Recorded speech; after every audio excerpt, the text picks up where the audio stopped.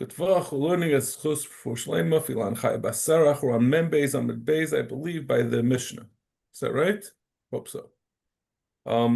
Zak the Mishnah. I'm just going to warn you before we start the Mishnah. We've been talking about pigel, and most of our conversation has been focused on either when you do the shchita and you have in mind to do the zriko or the achila, the eating the basar or the emurim, aktaras emurim, chotzazmane. Now we're talking about after you made something pigel, you made a carbon pigel.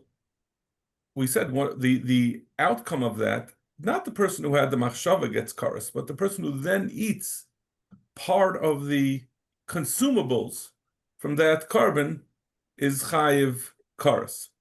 So now we're on that third part, eating the part of the carbon that makes you chayiv, that makes a person chayiv karas. It means we're not talking about when you did the original avodah, and we're not even talking about what you're thinking about. We're talking about actually eating it, and that's where karas kicks in, which is strange. Like we've been talking about whether it's pigel v'yesh karas.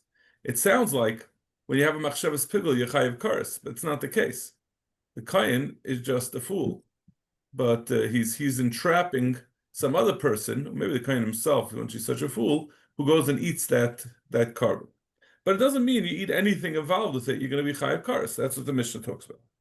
Ve'elu dvarim she'en chayavim lehem mishum pigel. And these are the things that you're not chayiv on pigel. So let's see Rashi. El dvarim she'en chayavim lehem karas ba'achilos and mishum pigel. Right? This is clarifying when you're not chayiv karas when you eat them. So we say the first thing is hakaimitz. So Rashi over here explains what the theory is. It's going to be a long list of things, but he's going to explain what the theory is behind all that. So Rashi hakaimitz im kametz lechol shirayim lemacha. If someone did kmitza and he had in mind at the time he did that, means it doesn't have to. It's lav dav. It could really become pigel at any other point in the proceedings.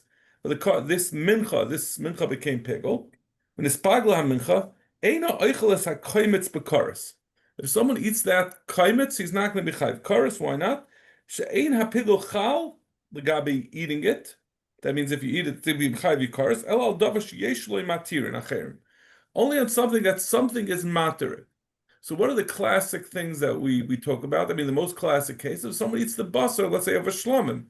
So you couldn't eat the basar of this behema until you finished all the zrikas dam. And then the basar, and you have to really do the emurim first. But when all that's done, then the basar becomes mutter. So only something that becomes mutter al yedei, a different part of the procedure of the carbon. But the kaimitz doesn't have something else in matir. Who matir is a mincha?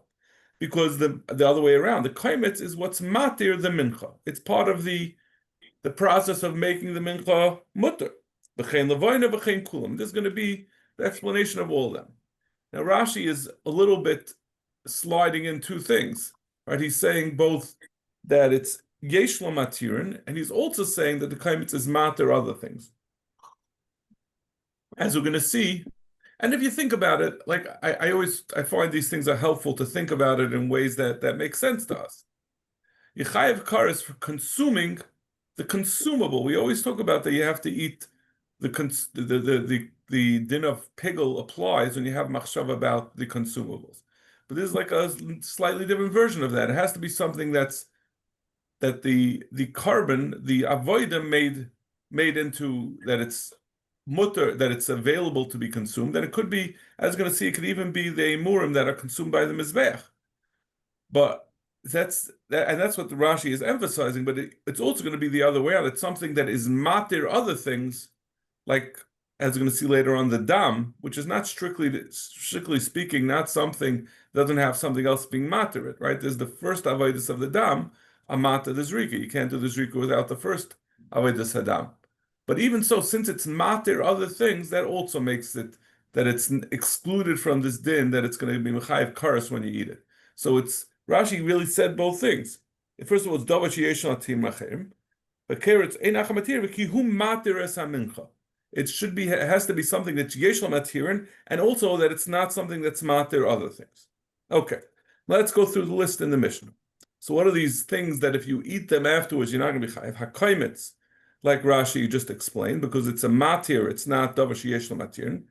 V'aktoris, every day they would bring, the Kohen Gadol would bring the k'tairis on the mizbeach hapnimi, and it was the whole k'tairis was put on this. There was nothing making it available to be burnt. Levina, again, the levina came in at the point of haktara. There was nothing done to the levina prior to haktara. O minchas kayanim, a kayan, when he brought a mincha, the entire mincha, the whole flour, there's no kaimitz, there's no kmitza, there's no kaimitz, it just gets burnt. There's nothing being matir to be burnt. There's nothing that happens before that, so it doesn't have any matirin. O minchas kayan mashiach, which Rashi says is the chavite kayan gadol, that it would bring in every day, and it also had no prior avodah to be matirit. V'hadam. The reason why I gave that whole hakdama before was because of the dam, which Taisus and goes back and forth to explain why is dam not a davar sheyesh matirim, because one could argue that it should be, but it certainly is matir other things. Nisachim haboim b'fnei atzma. Divrei Reb Meir. Reb Meir says, in addition to all these things, any nisachim, there are nisachim that are brought together with oilo or a shlamim. There are other nisachim that nisachim are when you pour out wine and with the mincha and with you pour out the wine. So this nisachim, if a person can bring it just on its own, he could say, I'm bringing nisachim, and that certainly doesn't have anything being matir. Chum say, in addition to the independent nisachim, there's also nisachim that are brought together with an oil and shlamim, which you're mechuyev to bring a nisachim with it. However, those nisachim there's no requirement that they be done immediately after the carbon. They could be brought a month later. So according to the Chachamim, since they're not tied together, it's not considered to be a matter, even though the oil and shlam has to come first, but it's not considered a matter since they're not intrinsically tied together. They don't have such close ties because you could do it any time later when you're ready for it. And there's another similar machlokes between the Chum and Rebbe and Remeir. Loik Shem and Shal Mitzayra. The Chacham say, so Rav Shimon Omer ein chayav olam mishum pigel. He says you're not chayav on it from pigel because it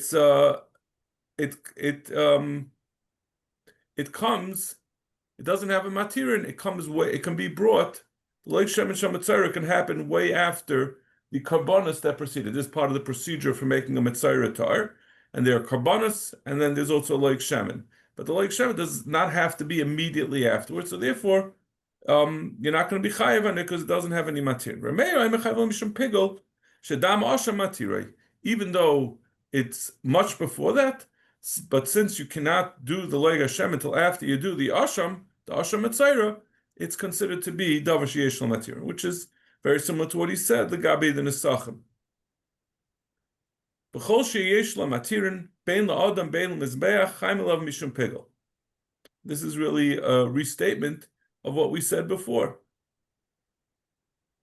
Ha'ayla, so an ha'ayla, dam and matir es psara l'mizbeach, v'ayra l'kehanim. By oila, for example, the dam, when you do the avodas hadam, at that point the basar can be burnt on the mizbeach.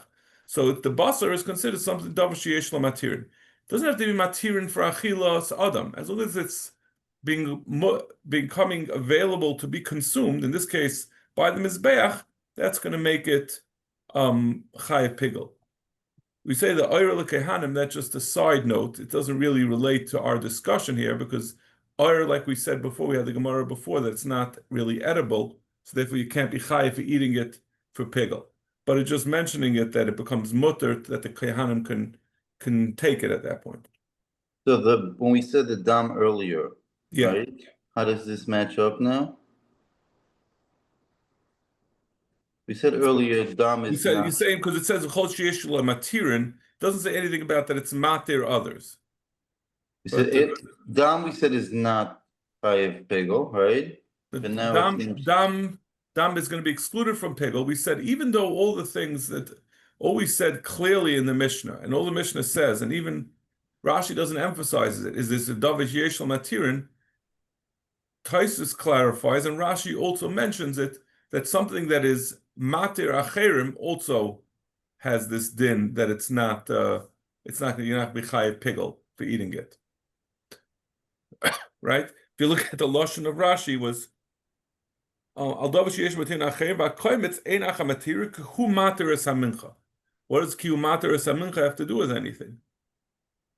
So he's alluding, I think, to what Taisus says more clearly. It's a very long Taisus, so I'm not going to go through it. That it's not just yesh matir, it's also that's matir others is also excluded from the chorus for eating it.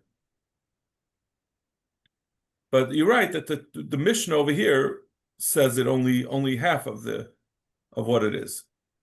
But chol davar sheyesh matirin is first of all the point of the Mishnah is really on a different point. It's bein la'adam bein la'mizbeach. He wants to point out that part. But sheyesh matirin also means that it's not a matir. It's a yesh matirin as opposed to a matir. So both are sort of included in that phrase. Oila sa'oif dama matir is psar la'mizbeach. The oila sa'oif gets entirely burnt on the mizbeach. So if someone eats the basar of that oif, since it became mutter to be brought on the mizbeach, that's davar sheyesh lo matir. Chata sa'if, dama matir is psara l'kehanim. When you do the what do you call it?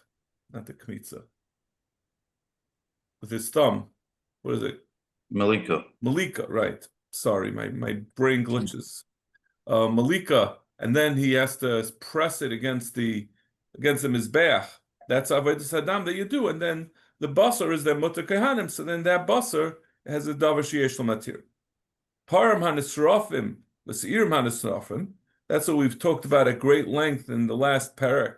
All the chatoyis pnimius that they get burnt, the basar gets burnt outside Yerushalayim. Damir matir es emureim likarv. The dam is matir the emurim to be burnt.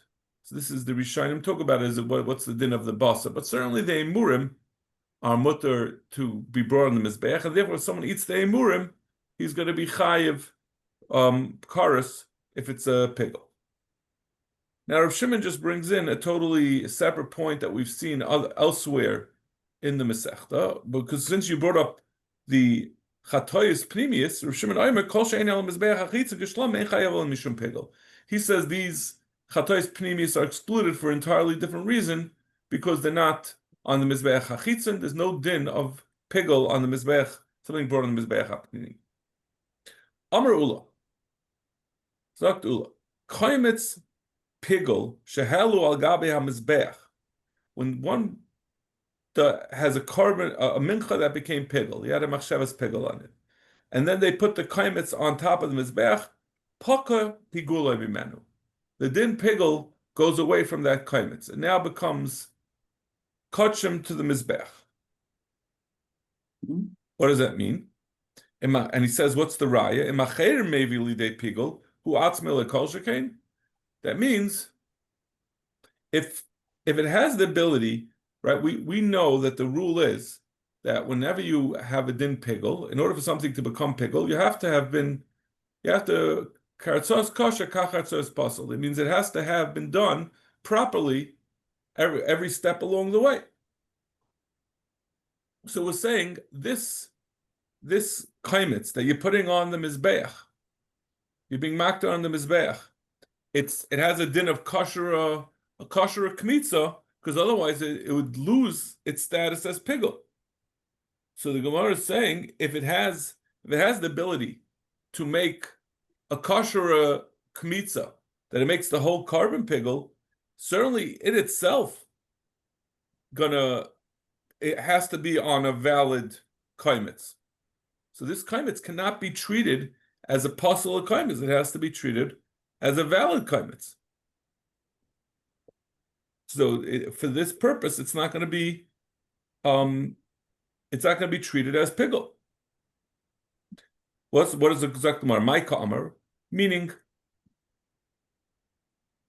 this seems like almost it's very hard to understand that he's saying that this kaimitz that you put on the mizbeach, it's going to be pigul, and it must be pigul, so therefore it must be valid. But if it becomes valid, then it's pigul. So what are you saying? You're saying that it is pigul ultimately. So in what way is it valid?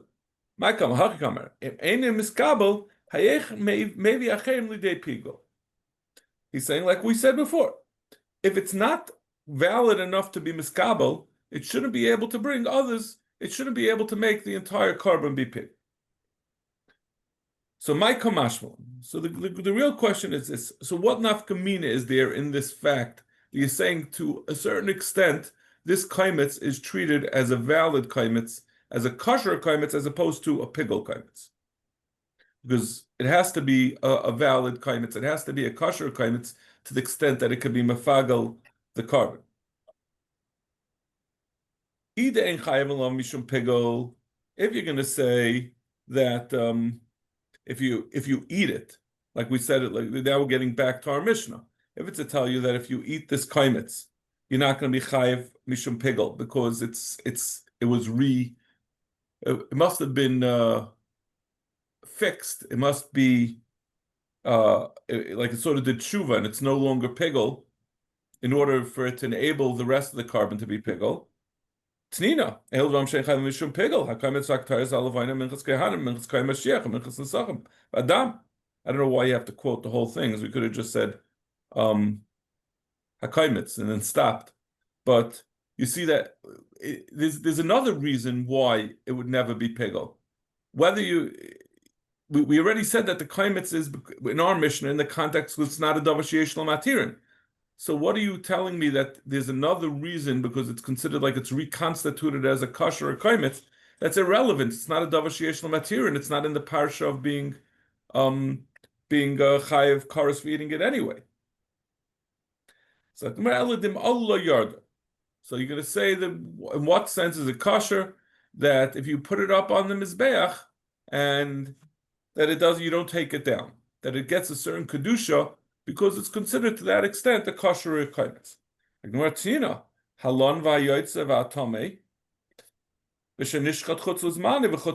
someone put something on the mizbeach that was law and it was left over past its time, it went out of its malkum. If it became tamei, or if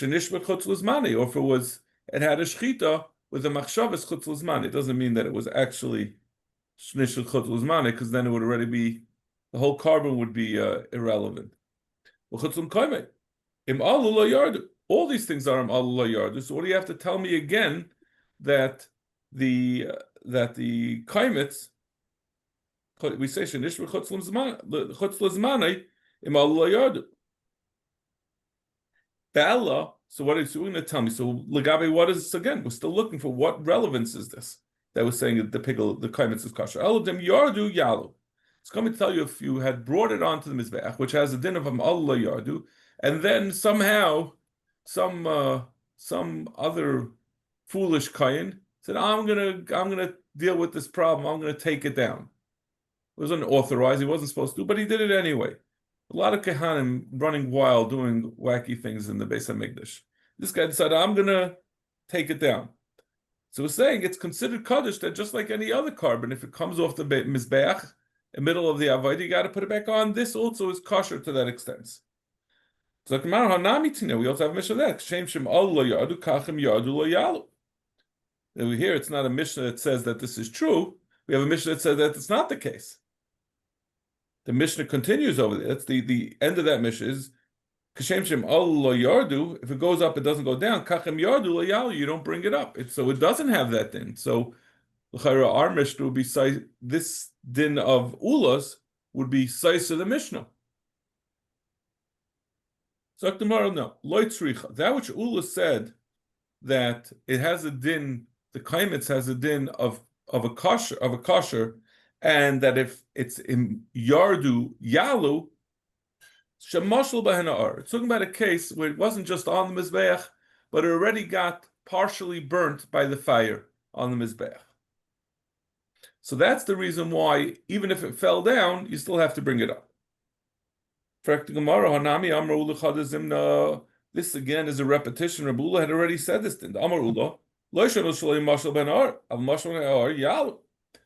brisa, this mission that we just quoted, that says that if it's alu la yardu, but if it was yardu, you don't bring it back up. Ula already said about that. That's only if it wasn't moishel ben ar. But if the ar already burnt the whatever the carbon was, whatever the emurim were that was on the mizbeach, then if it fell down, you have to bring it up because it already reached a level of kedusha of progress. It's already part of the, like we call lechem.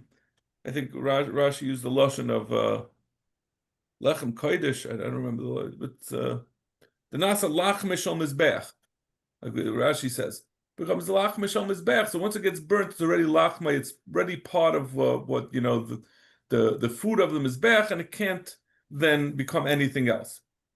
So if Ul already said this, why is he saying over here that the kaimitz of pigel retains its din of that it's if yardu yalu? Well, we already said, and that's only talking about mashal ben ar, because if it's not mashal ben ar, we said it doesn't have that din. But if it's mashal ben ar, it does. But we already said that specifically over there. So no, over there he said it as a general din. Let's say on whatever it is, the chalavim, the emurim. Well, let's say a oila. You put the whole animal on the mizbech. It's mashal ben ar, and the actual basar is already partially burnt. So So if you have an animal or you have an aver from an animal that's being burnt, so then even if it gets partially burnt and it falls down, then you have to put the whole thing back, even though part of it wasn't burnt. Aval kaimitz, the mifras, but kaimitz, which is made up of flour, so it's a bunch of separate particles. So you say, even though these, this gram or this half a pound of challah got burnt, of flour got burnt, the other flour is pristine. So maybe the mashal ben ha'ara would not affect it and make it that it's im yardu yalu.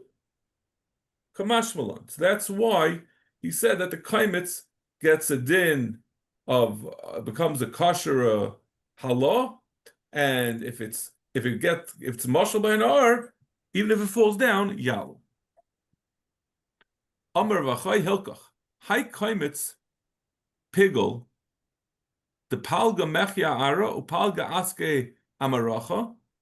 If you have a kaimitz of pigel where it had never even gone onto the mizbeach, but only part of it was brought onto the mizbeach, and it was mashal by ar, and the ar was mashal masikna le'lekula lechatchila. He says this will even apply on the front end.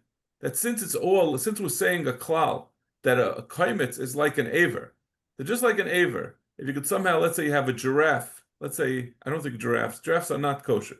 Let's say they invented a kosher giraffe, that you could be burning its neck on the mizbeach, but part of it is still on the ground. You certainly would say that you have to bring the other half onto the mizbeach. You wouldn't say it's not mashal bayar. There's all one thing. So the kaimitz has a virtual din that it's all one thing, and it's mashal bayar on part of it that schleps everything along with it. So Amr Rav Yitzchak Amr Rav Yochanan, hapigel v'hanoise v'hatomei, pigel, something that's pigel and noiser and tomei, shehelen legab mizbech, paka isamehen. Their isurim go away from them.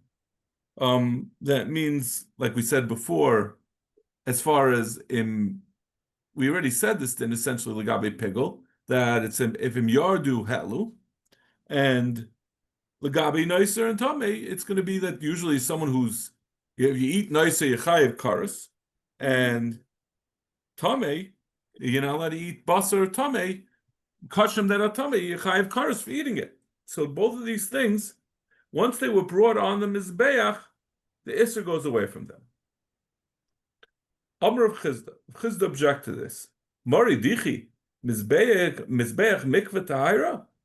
How could the mizbeach take away this status that this kachim has, that it's kachim tameh? So it became more kodesh, but it's still tamei. So how could a person be potter from his din that he's chayiv kares for eating kachim that's tamei?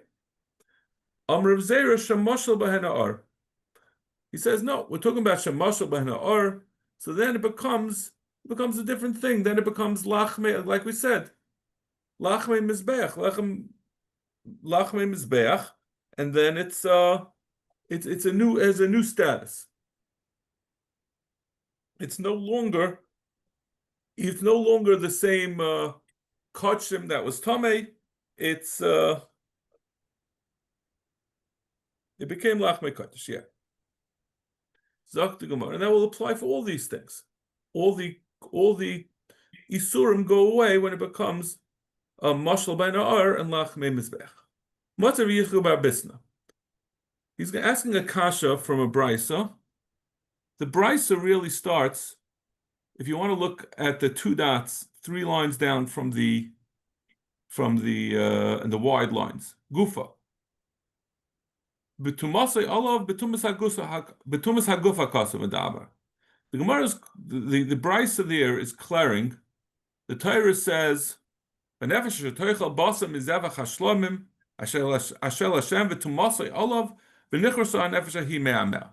This chorus for eating this shlomim b'tumah, but this is a very ambiguous pasuk. It doesn't say whether it means that the shlomim is tamei or the person eating it is tamei. So that's what the question of this brisa is. So how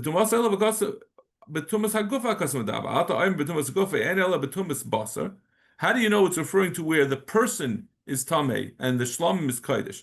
Maybe it's talking about where the shlomim is tamei and a person is eating kachim b'tumah. Nemar kantu masav and nemar lantu masay. That's the Tanakama, and there's going to be 4 different pshatim in how you see that this Tumasai Olav is referring to where the person became Tameh and not the boss. So the last one that's going to be mentioned now, let's go back to where we were up to. Acherim give their explanation of how we know Tumasai Olav is referring to the person being tamei. But tumasay olav, misha tuma perachas mimenu. That's talking about a tuma that can go away. Yatsa bas she'en tuma perachas mimenu. So it can't be talking about basar. If the kachim became tamei doesn't go away from basar. You can't dunk basar in a mikvah. When you're talking about a person, he could become tar. Let's say even if he's tar tumas meis. So you do the paraduma, you take the meichatas, and he goes and he's taivel, and after eventually he'll become tar. But basar that becomes tamei can never become tar. Ve'emisa, but frek the Gemara. I have a kasha. Harei tuma parachas minu they are. We just said that when something becomes lachme mizbeach, it's no longer the iser tuma goes away from it. So we do have a way for tuma to be parachas. So what's the raya? What's acherim's raya? That tumas hayolav is a reference to tumas haguf. Zakdemara amarav al yidei mikvah kaminin. He says no. When it says that the tumah payrachas imenu, it means al yidei mikvah, not through the strategy of putting it on the mizbeach and that being mitaret. Zakdemara midi mikvah ksiv. Where are you getting that from? It just says tumas hayolav, and we said misha tumah payrachas imenu. It's olav. But it can go away. It didn't say anything about. It just says that it's something that can go away. It doesn't say how it goes away. El Amara Papa, the Basar Shlom Maskina. He says this pasuk is Vanefesh Toichal Basar Mizevach Shlomim. The Loy Chazi La Krava. He says this is not relevant on Shlomim because it's only something that gets burnt on the mizbeach, but the Shlomim are not burnt on the mizbeach. The Basar of the Shlomim is eaten. Ravina Amar v'tumasa olav misha tuma perachas imenu kshu shalom yatsa basar dava she'en yatsa basar. What is the hay?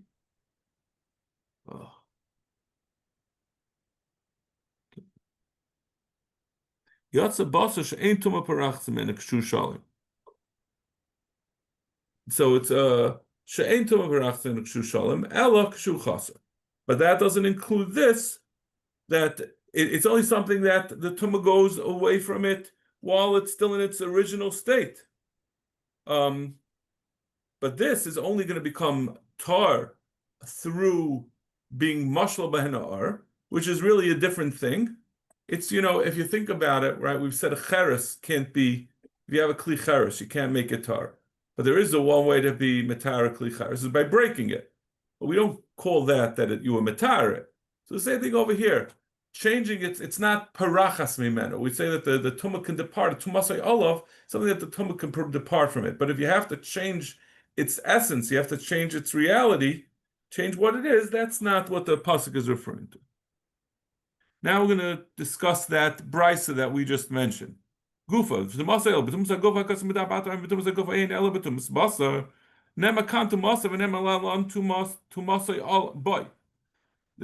that means this is the pasuk. There are two psukim. A pasuk in Bamidbar where it's talking about, let's see, the pasuk calling again, this is when someone touches Adam. So it's obviously talking about Tumas Haguf, and he doesn't get cleaned off. It's Mishkan Hashem Timeh. If he goes into the Beis HaMikdash, he's chayiv for going for Bias Mikdash. The end we say Tumasai boy.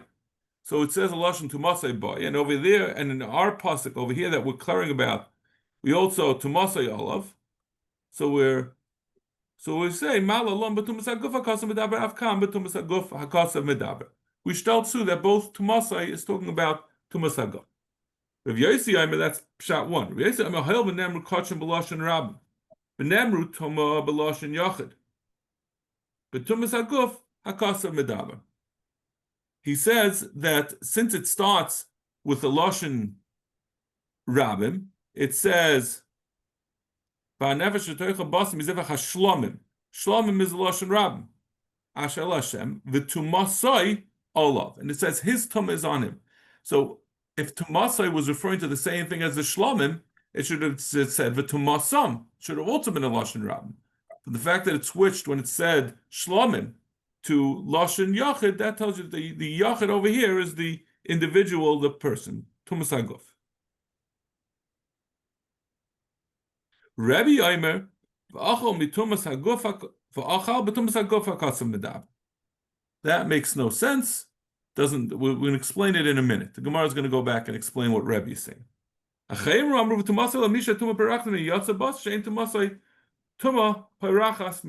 we said before, basar, you can't be mitar. What does that mean? What does that mean? How does va'achal show anything? Amar Rava, kol kra deloy mefarsh le Rav Yitzchak bar Avdimi avudimi b'chol masnisa deloy mefarsh le ziri loy mefarsha.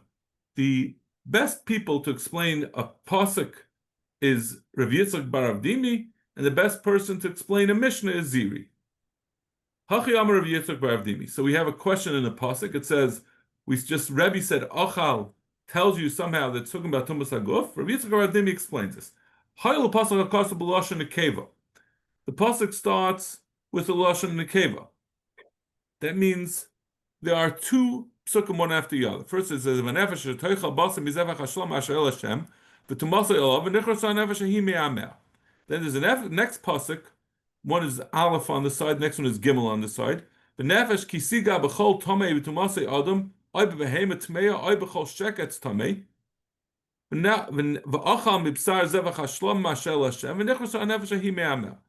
is certainly talking about Tumas Haguf. So, but the pasuk starts. It says,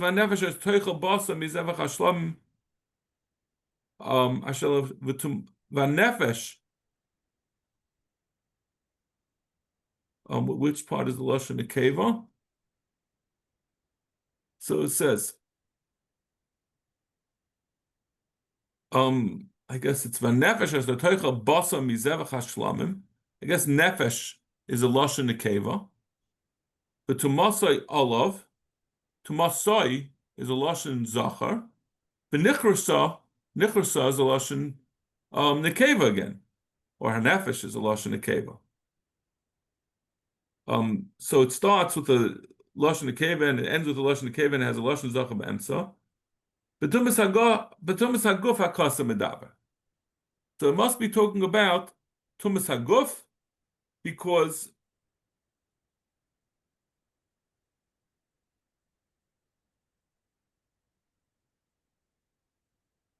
Rebbe is saying that since the next pasuk has the same that it starts with lashon zachar, it starts with lashon zachar. In the middle, it has a lashon nekeva. That we don't since the second pasuk is certainly talking about tumas haguf. We don't care. One might think that the fact that it switched from lashon nekeva to lashon zachar, it's trying to tell you. Don't understand this to be talking about the person. It's switching it off in order to tell you it's talking about the basar. The basar, it's not the lashon nekeva is a reference to the nefesh of the person, and it switches to the basar by basar to lashon zachar to tell you that's what we're really talking about. That's what's becoming tameh, the lashon zachar in the middle. So he says no, because of the achal, it says in the next pasuk it uses that same setup. But it still doesn't have. It's over there. It's clearly talking about tumas haguf. So the fact that it's set up in that way is not a reason to get confused and think it's talking about tumas basar. It's really talking about tumas haguf.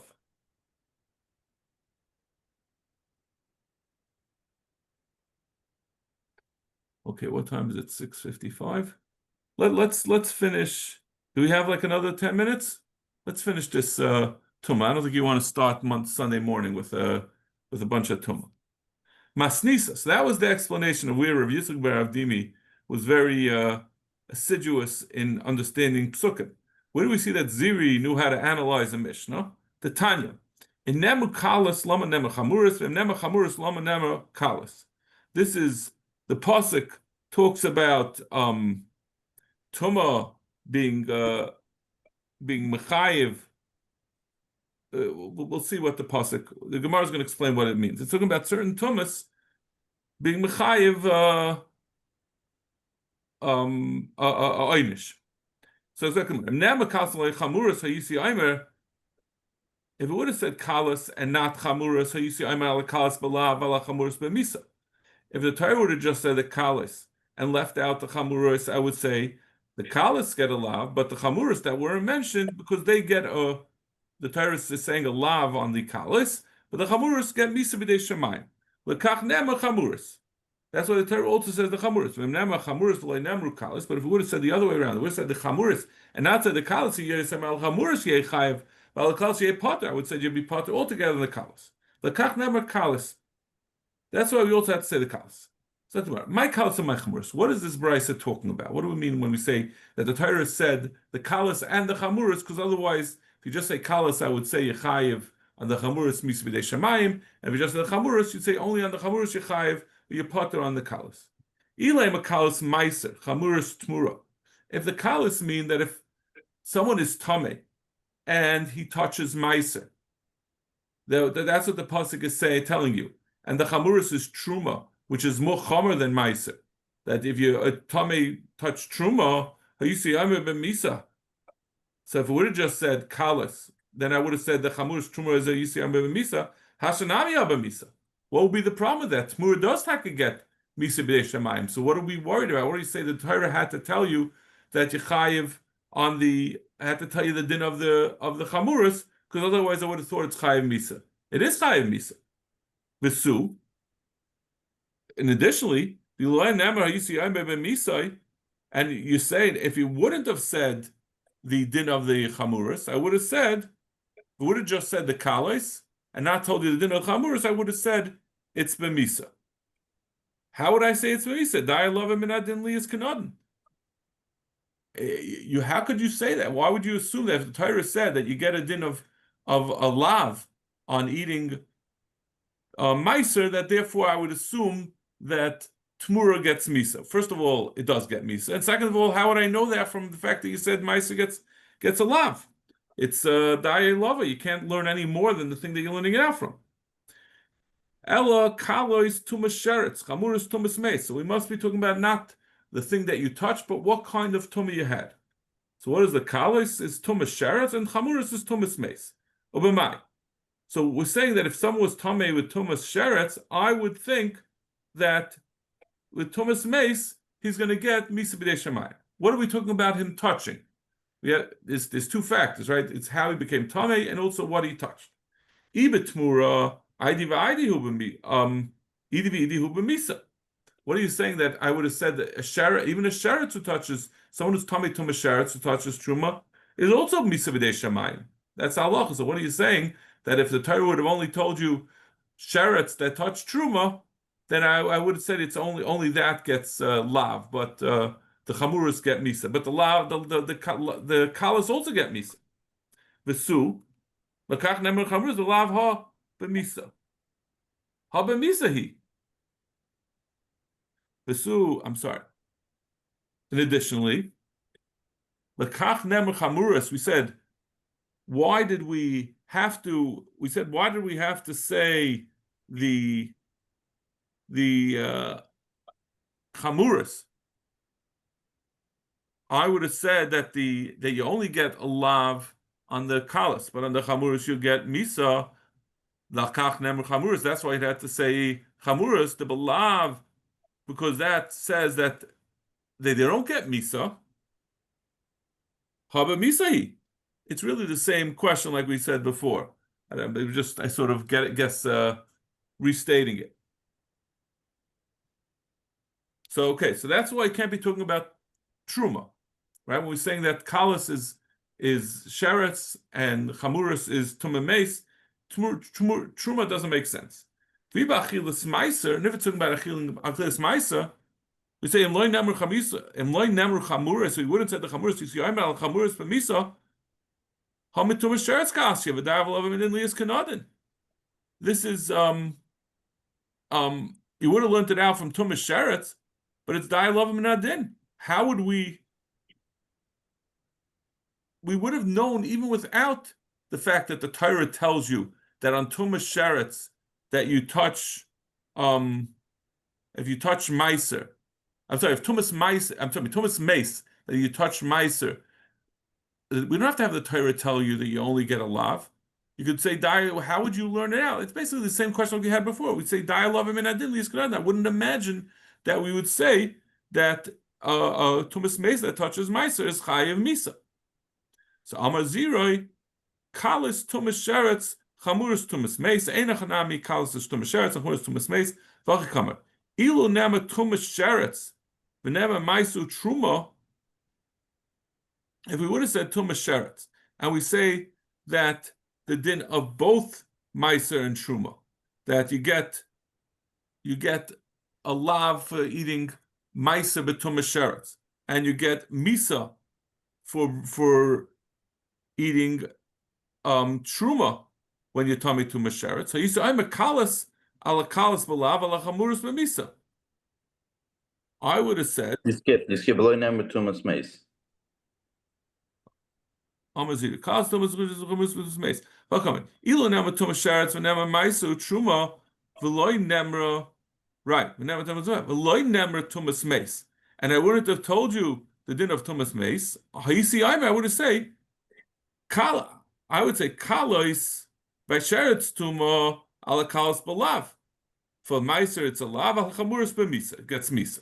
With the Kalas al Chamuras b'misa, and since by Meiser on the Chamuras on Truma gets misa, it means if you have one of the two factors, that's enough to get it to Misa. Chamuris nami ala kalis b'misa. I would say I'll reverse it also, and I'll say Chamuris, when you eat Meiser b'tumas meis, maybe you should also get Misa. Lekach nemru Chamuris. That's what we had to say. The din of Chamuris that by Meiser, by a tumas Misa, it's going to have the same din that Meiser is belav and Truma is b'misa. Okay. We'll stop over here. And Hashem tend to